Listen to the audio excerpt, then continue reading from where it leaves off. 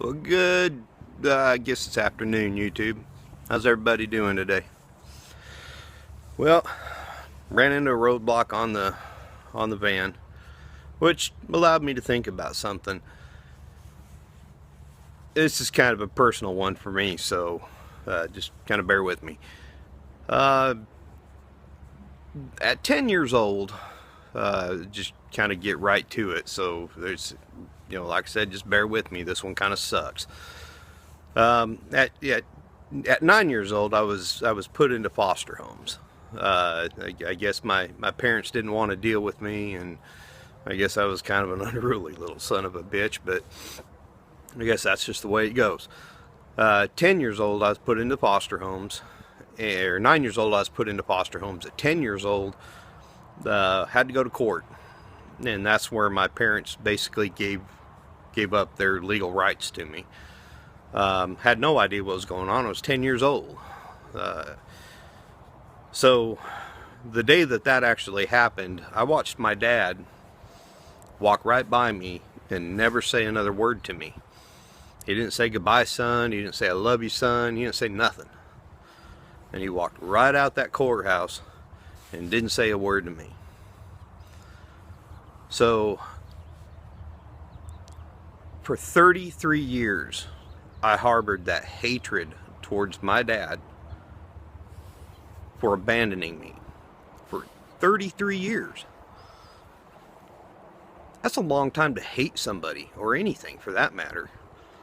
And I didn't realize how much holding on to that damaged me. Because that abandonment, and a lot of people don't understand that, the abandonment of just something like that you eventually tell yourself that you get over, you eventually convince yourself that it doesn't matter, when it really does, and it still does.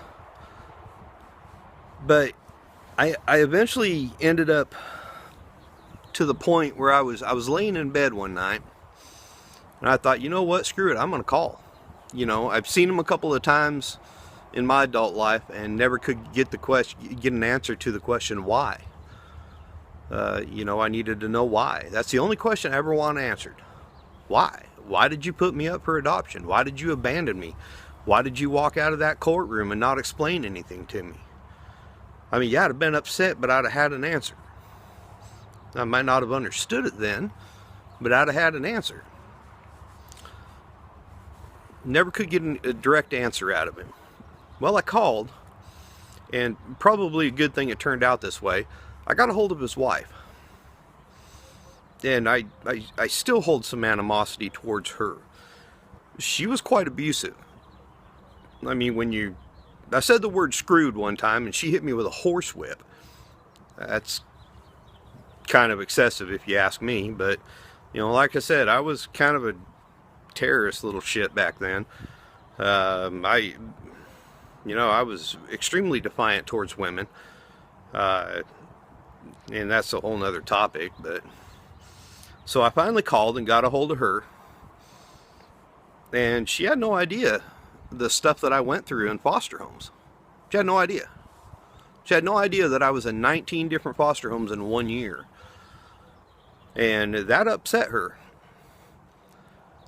And I asked to speak to my dad, and he was off on a hunting trip, man, which was a good thing. And I asked her, I said, I'm not going to say her name, obviously. I said, but I need to know why. And she said, we were just following along with what the state was saying. Now, you guys got to remember, this is a long time ago. This is way back in the early 80s, 80, 81, 82, so we didn't know shit about taking care of kids back then. We let them ride in the back window of a big old car. We let them ride in the back of a pickup, and we let them ride bikes without helmets and drink from a garden hose because we didn't know. Y'all got that joke. Well, she told me why. They were just following what the state recommended. And I didn't know that my dad actually cried himself to sleep for 2 years every single night.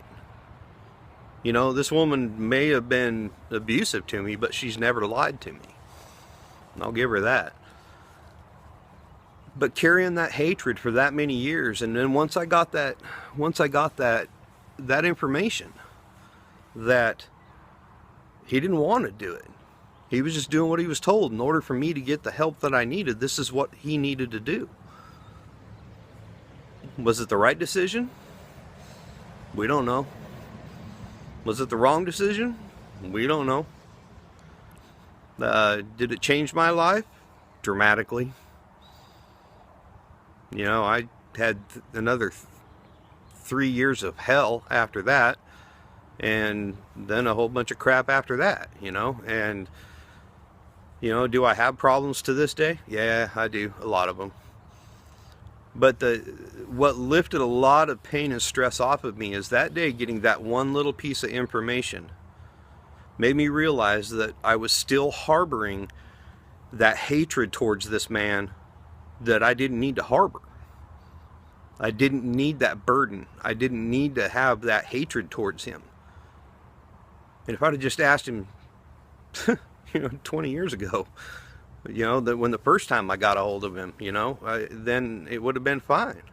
I would have got that information, and, it wasn't until later on that I kept asking him that question. But, I think if I had approached it differently rather than you fucked up my life type thing, maybe things would have went different. But when I confronted that, and I finally had enough and just confronted it, and basically let her know where I was standing and why I needed that information, it took, I would say that was probably 65% of my stress. Not knowing that was 65% of my stress. But that was probably 65% of my stress alleviated in a single phone call. In a 5-minute phone call. I swear to you, that phone call didn't last more than 5 minutes. Now, I left my number, and I says if he wants to call me, he's more than welcome to. I'll accept his phone call. But I'm not going to call you guys again, because that's pretty disruptive in their life. I was willing to disrupt it that one phone call, but not anymore. I had all the information that I needed, and there's no point in disrupting their lives anymore. But my point is if you guys are hanging on to something and you have such animosity or hatred towards somebody that it's wrecking you and ruining you, confront it. If you are so mad at somebody, go talk to them. Because it's not worth it.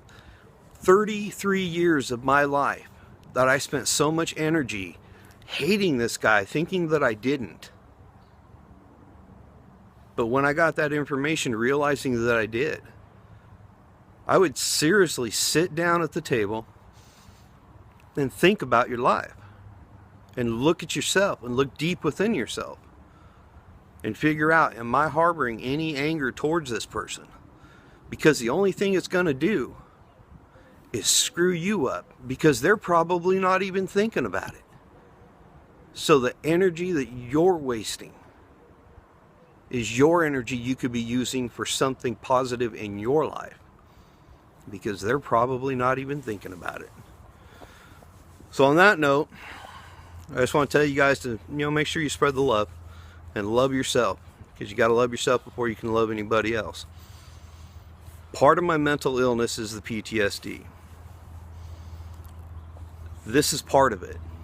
That was a huge step forward in my life. Was knowing that once I got past that, I didn't know I'd fix a lot of things. It just kind of happened that way. But knowing now that once I got past that hatred with my dad, there were so many things that fell into place and fixed themselves that I don't freak out now when I see a father and a child walking down the road wishing I could have had that life. Because I understand his decision making now. So love somebody and love yourself, because you can't love somebody else before you love yourself. All right? And remember, Starbucks, I love you as you're pulling out of there. It's hilarious. Dude, somebody at McDonald's, man, because they freak out. Because they get yelled at all the time because somebody put a pickle on their burger. Anyway, God bless. Love y'all.